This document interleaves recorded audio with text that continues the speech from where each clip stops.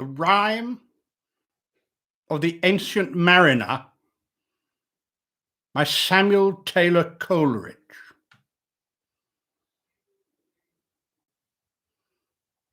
It is an ancient mariner, and he stoppeth, one of three.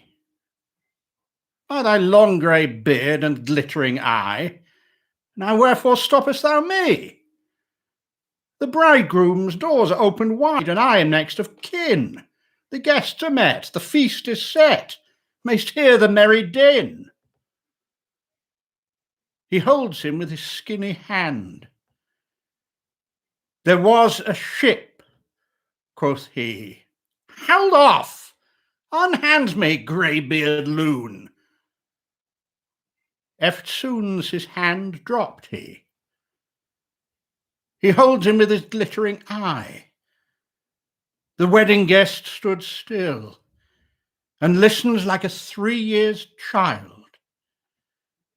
The mariner hath his will. The wedding guest sat on a stone. He cannot choose but hear.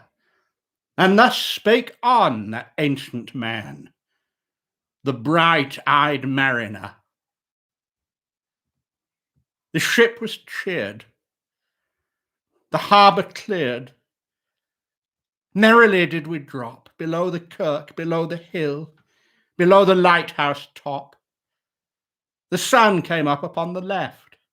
Out of the sea came he, and he shone bright, and on the right went down into the sea, higher and higher every day, till over the mast at noon.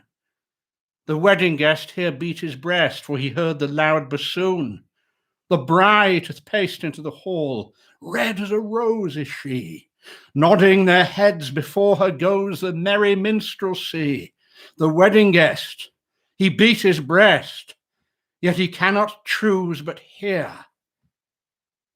And thus spake on that ancient man, the bright-eyed mariner. And now the storm blast came, and he was tyrannous and strong.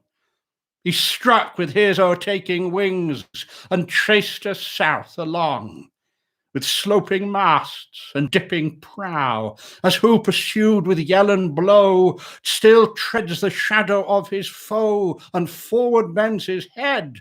The ship drove fast, loud roared the blast, and southward aye we fled.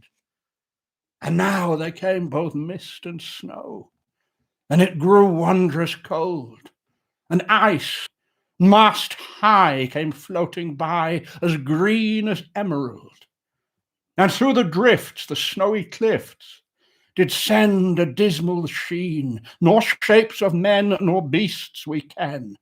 The ice was all between.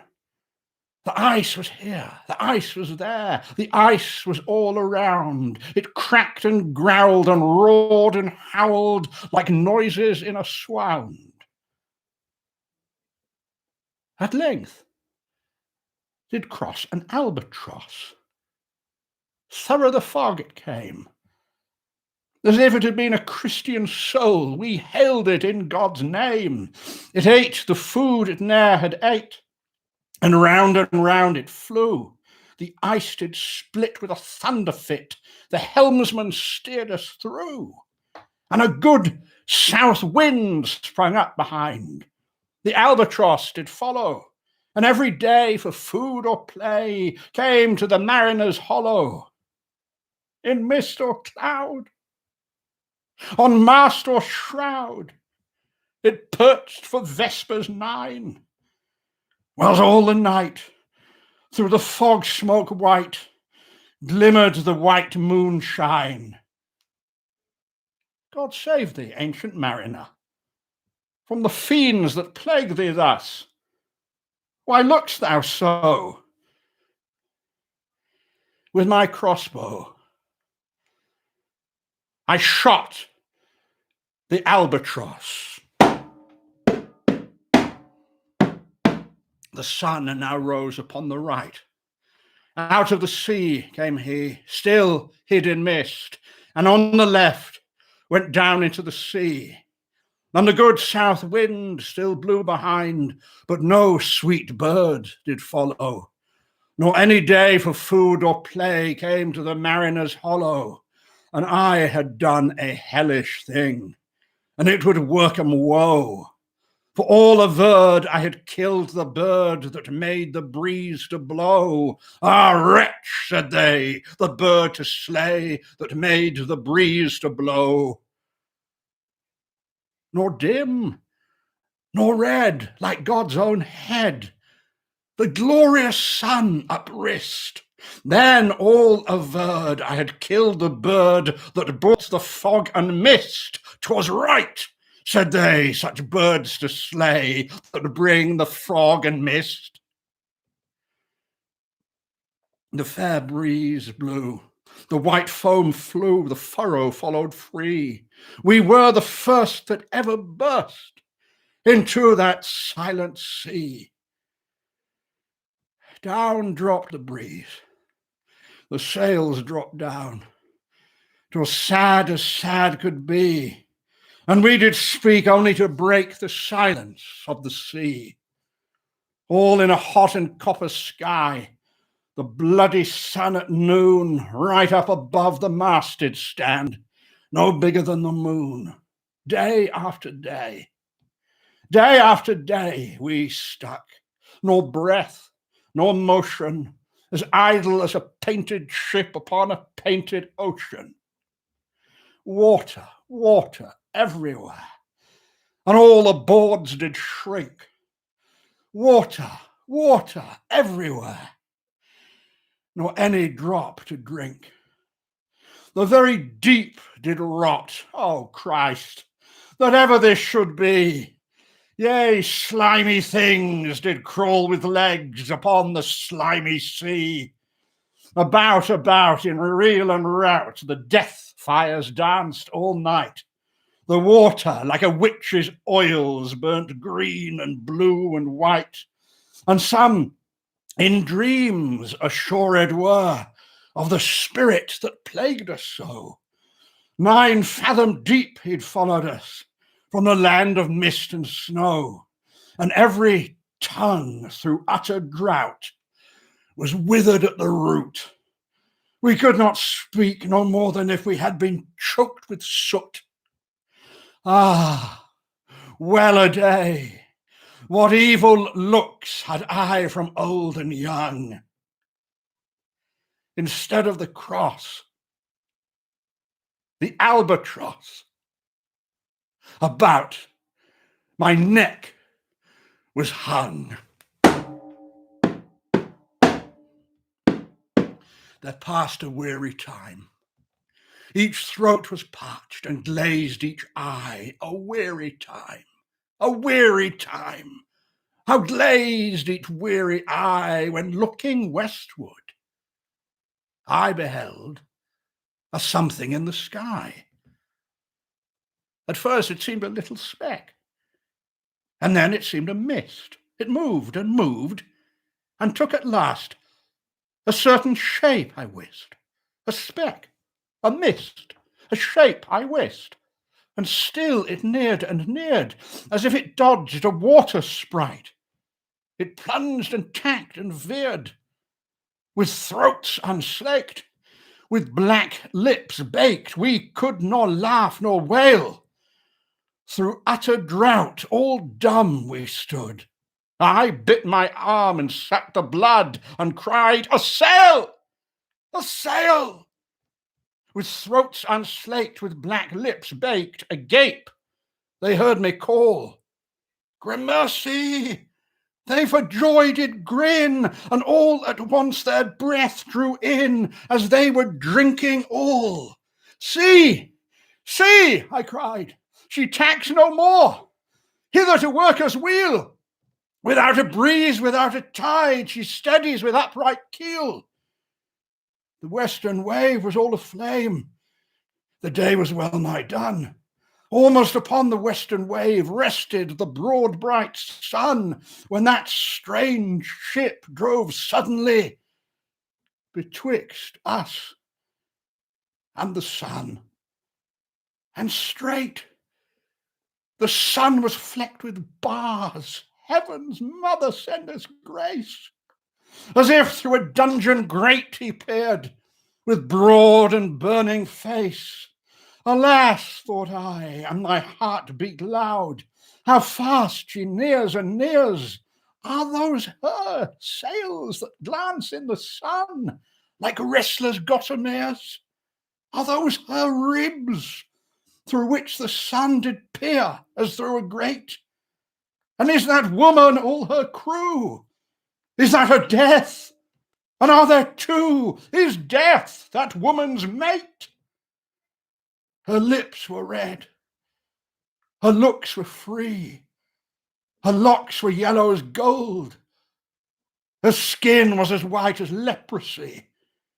The nightmare life in death was she, who thicks man's blood with cold. The naked hulk alongside came, and the twin were casting dice. The game is done, I've won, quoth she, and whistles thrice.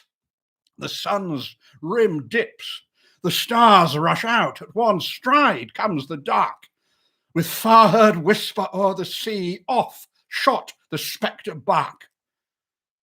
We listened and looked sideways up. Fear at my heart, as at a cup my lifeblood seemed to sip. The stars were dim and thick the night. The steersman's face by his lamp gleamed white.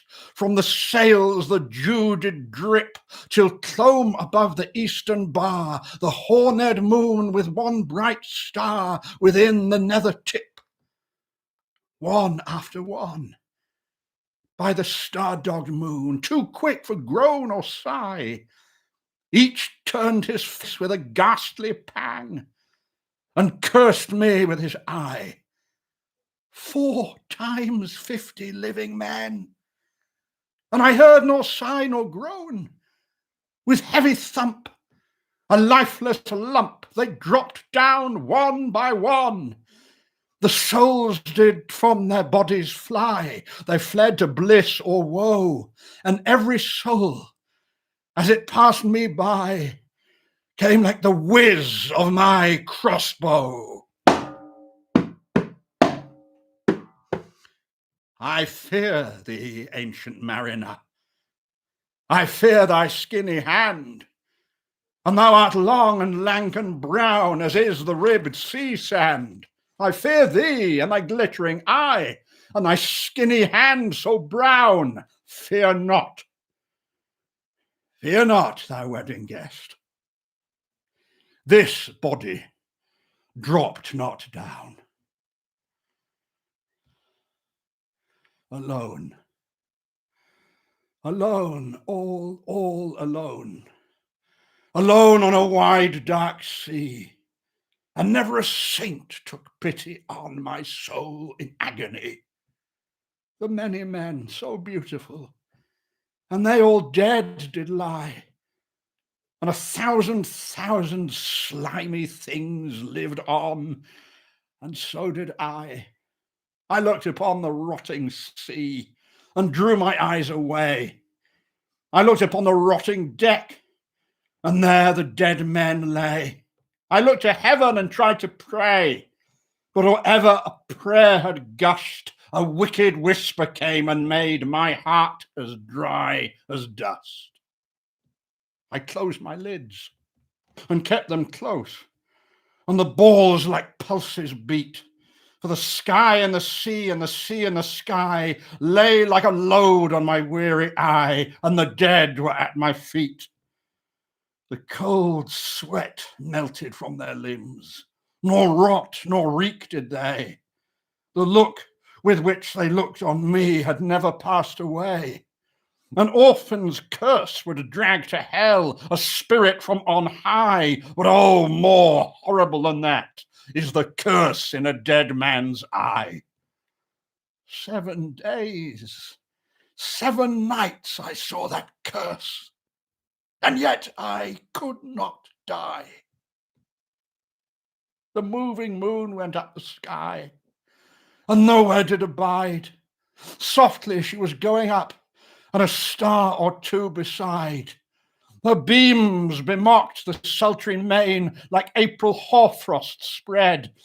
But where the ship's huge shadow lay, the charmed water burned alway, a still and awful red. Beyond the shadow of the ship, I watched the water snakes. They moved in tracks of shining white, and when they reared, the elfish light fell off in hoary flakes.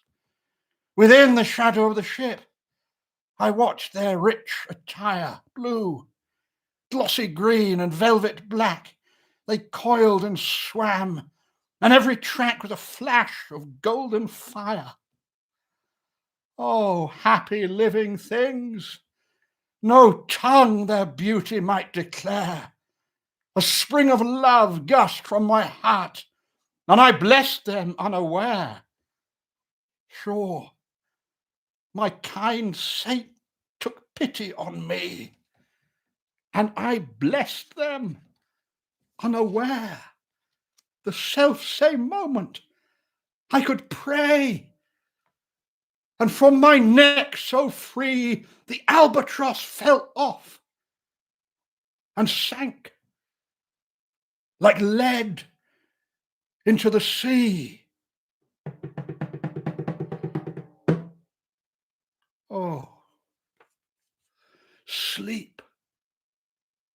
It is a gentle thing, beloved from pole to pole. To Mary Queen the praise be given. She sent the gentle sleep from heaven that slid into my soul.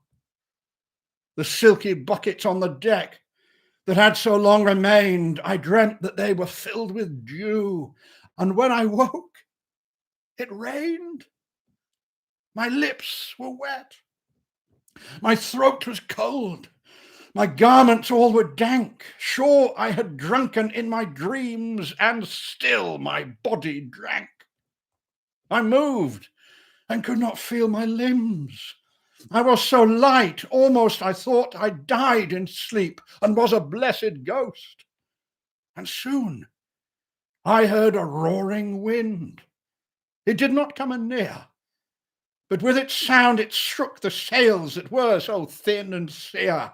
The upper air burst into life, on 100 fire flags sheen. To and fro they were hurried about, and to and fro and in and out the wan stars danced between. And the coming wind did roar more loud, and the whales did sigh like sedge, and the rain poured down from one black cloud. The moon was at its edge. The thick black cloud was cleft, and still the moon was at its side. Like water shot from some high crag, the lightning fell with never a jag, a river steep and wide. The loud wind never reached the ship, yet now the ship moved on. Beneath the lightning and the moon, the dead men gave a groan. They groaned, they stirred, they all uprose, nor spake, nor moved their eyes. It had been strange, even in a dream, to have seen those dead men rise. The helmsman steered, the ship moved on, yet never a breeze up blew. The mariners all gan work the ropes, where they were wont to do. They raised their limbs like lifeless tools. We were a ghastly crew. The body of my brother's son stood by me, knee to knee. The body and I pulled at one rope, but he said naught to me. I fear thee, ancient mariner, be calm, thou wedding guest.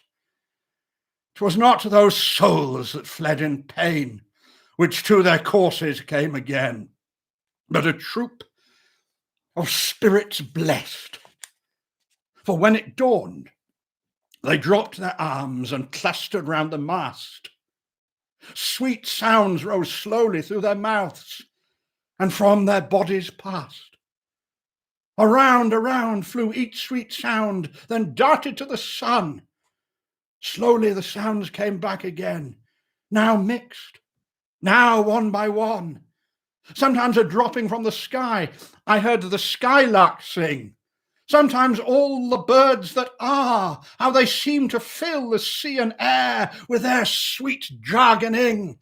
And now 'twas like all instruments, now like a lonely flute.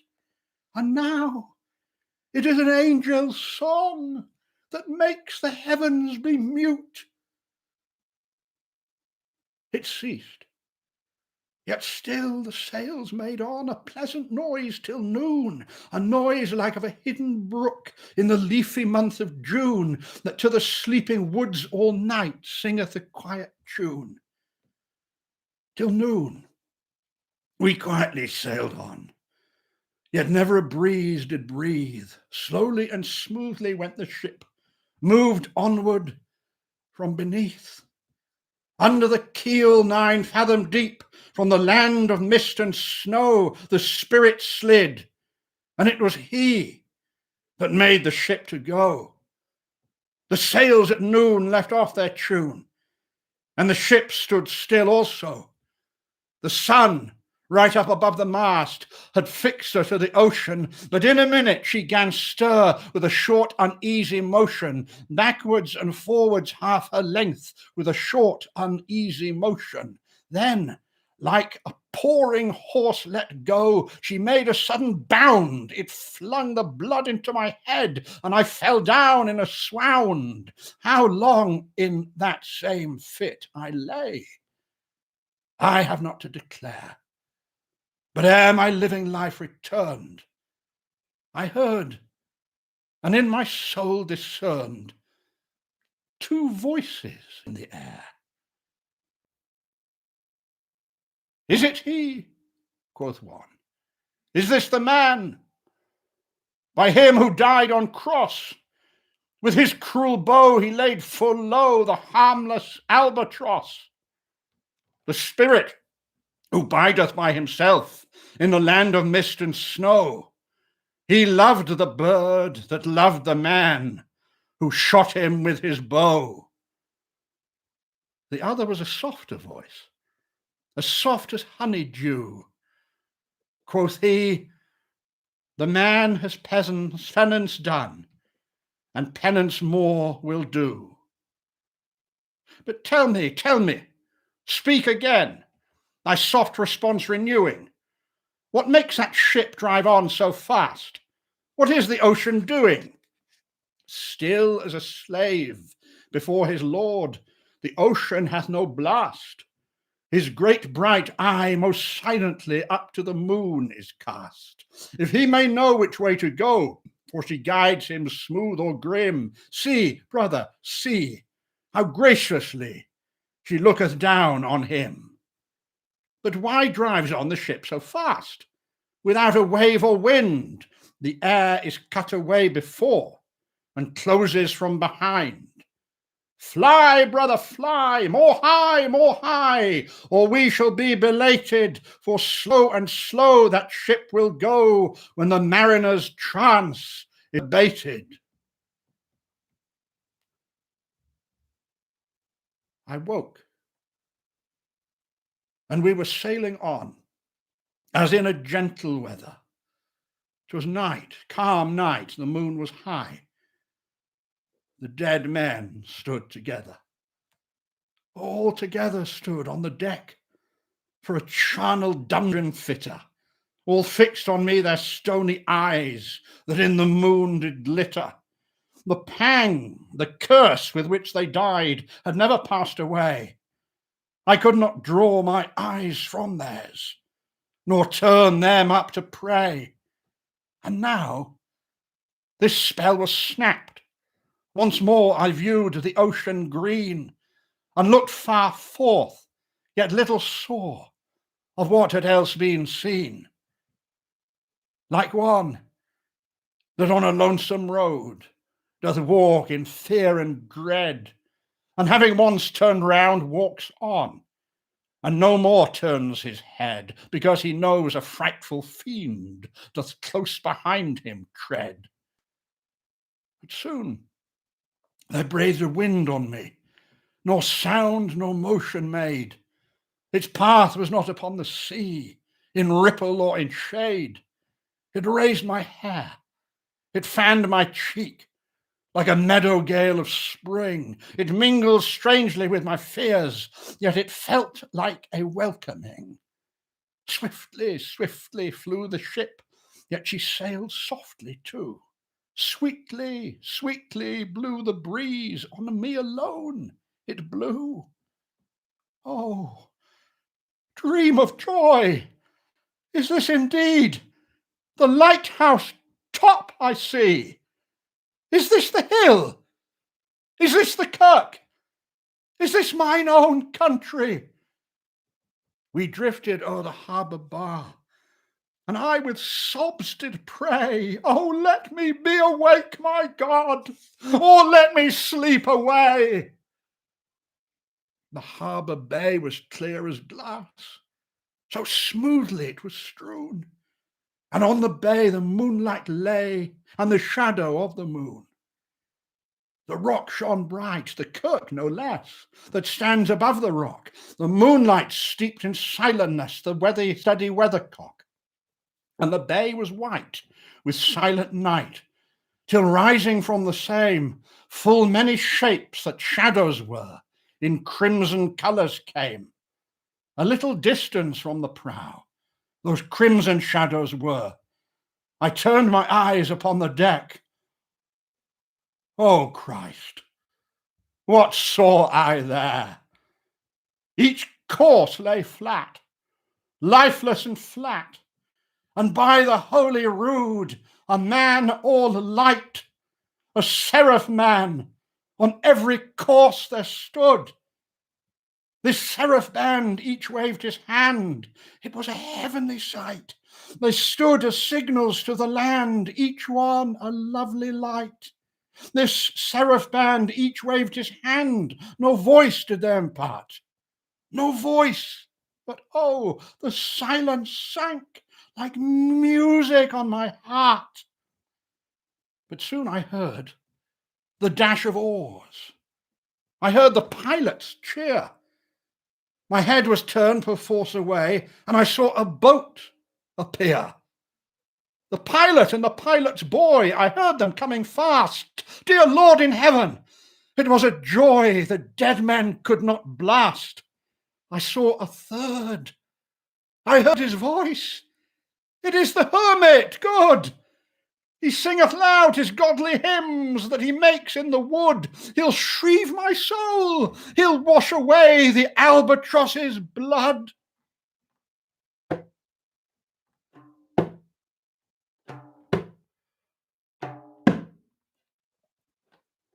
The hermit good lives in that wood which slopes down to the sea.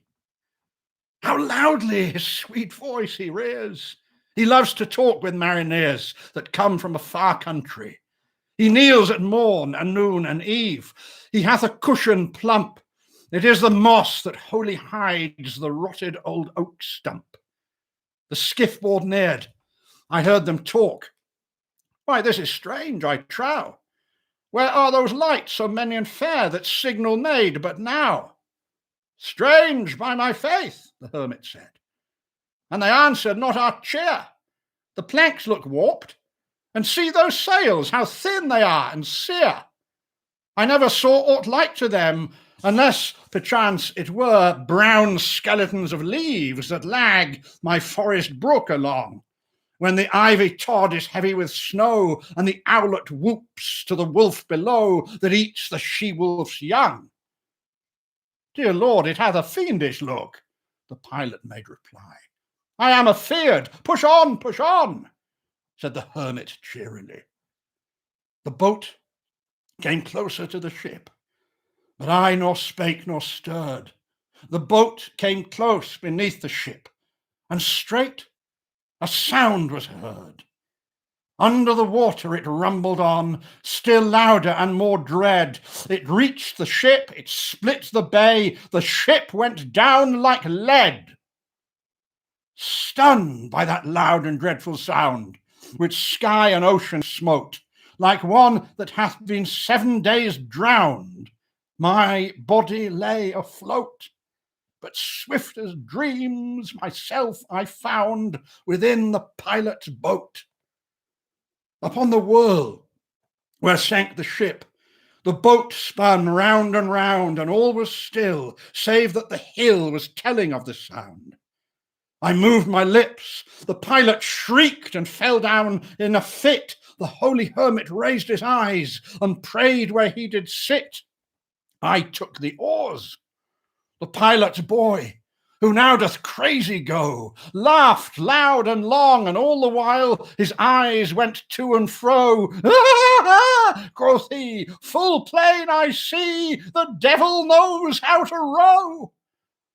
And now, in all my own country, I stood on the firm land. The hermit stepped forth from the boat, and scarcely he could stand. Oh, shrieve me, holy man! The hermit crossed his brow. Say quick, quoth he, I bid thee say, what manner of man art thou? Forthwith, this frame of mine was wrenched with a woeful agony, which forced me to begin my tale, and then it left me free. Since then, at an uncertain hour, that agony returns. Until my ghastly tale is told, this heart within me burns. I pass like night from land to land. I have strange power of speech. That moment that his face I see, I know the man that must hear me. To him my tale I teach. What loud uproar bursts from that door? The wedding guests are there. But in the garden bough the bride and bridemaids singing are, and hark, the little vesper bell which biddeth me to prayer.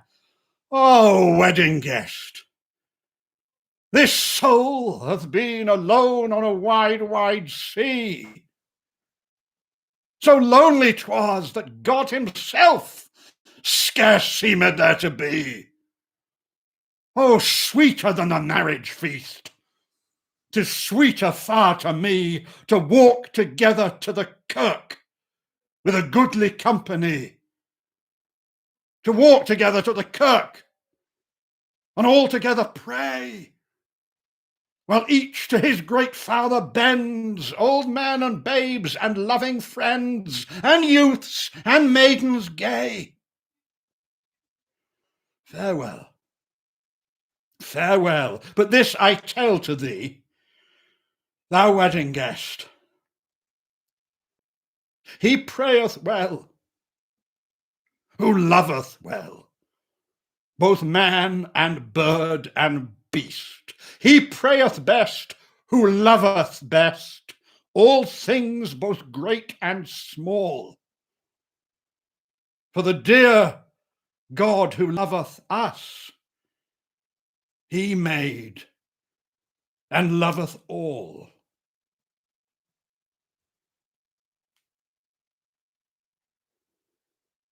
The mariner, whose eye is bright, whose beard with age is hoar, is gone. And now the wedding guest turned from the bridegroom's door.